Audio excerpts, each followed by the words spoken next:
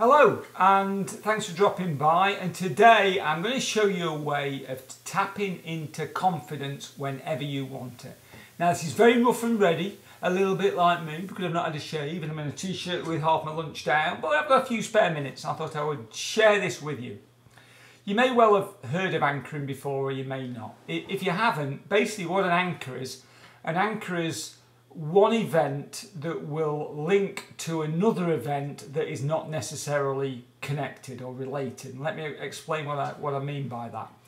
For instance, you could walk out of your house in the morning and smell newly cut grass. And that may make you think of a time in your childhood where you were rolling around in newly cut grass. I've no idea. So that basically is an anchor. You've got one event that isn't connected to the original event, but it triggers that memory and that emotion. Another one may be you see a car, for instance, that reminds you of your first girlfriend or boyfriend that they used to drive. And again, that event, that car's not related to them, but it makes you think of them.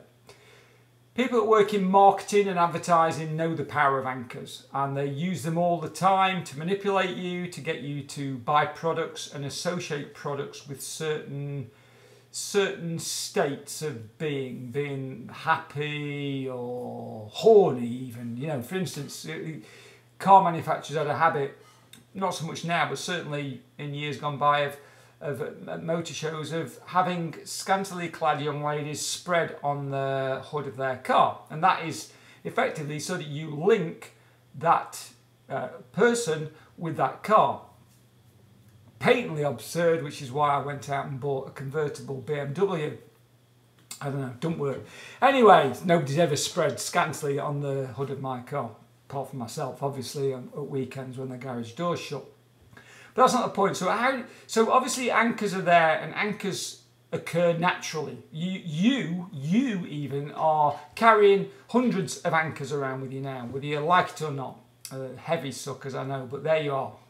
So why not set some for yourself so that you can create your own anchors? Wow, how cool is that? You may be thinking. Well, very is the answer, and here's how you do it. To start with, you've got to create the state that you want to be able to anchor. So let's take confidence for an example. You need to be able to get yourself into a state of confidence, and you can do that. Anybody can do that. And you do that by relaxing, closing your eyes, taking a couple of deep breaths and just allowing yourself to fully relax. Then you've got to start to imagine a situation where you know you'll be confident.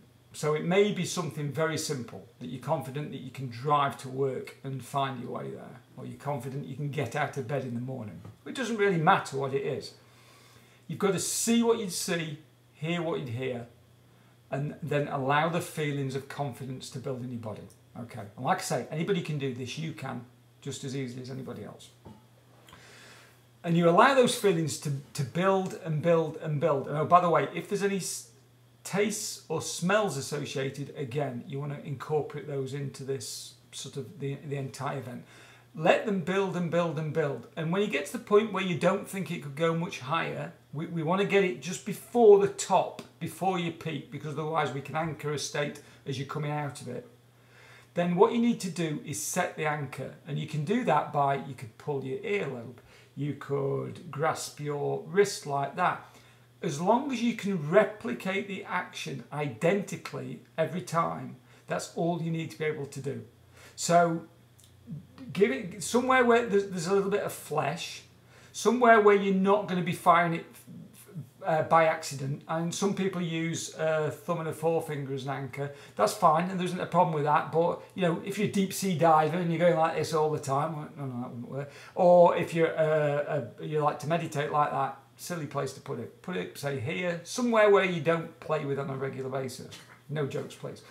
So when the anchor, or when this state is almost at its peak, you set your anchor and you do it like that, and you hold it for about 3 seconds, and then release. And then once you've done that, once you release, you need to break your state. And what I mean by that is think about something completely different. Ask yourself a crazy question. You know, is Tim the best looking guy in the world that I've ever seen? Trust me, that will break your state. It breaks my wife's state very easily, which is sad, but there you go. Then when you've done that, do the action again. So if it's your earlobe, do that again. and see how you feel. Let the feelings come though. You can fight them. It's very easy with anchor to start with, and it's fairly weak, is to fight those feelings. Allow those feelings to come. Break your state again, and then do it again. And again till you can just do that, or whatever it is, whatever's comfortable for you, and you can get the feeling to arise almost naturally, I would say. Now, this is used a lot by people, a lot by public speakers. If you ever go to a public speaking event, just keep an eye on speakers as they come into the lectern. You may well see them doing that. I know a couple of pretty famous people in the field that I work that use anchors when they are speaking. And you know, everybody, like I say, everybody needs confidence at certain times in their life. So your homework is to go and play about with it, the anchoring that is, have fun, and then do whatever you want with it, really. So that's it. Thanks for dropping by.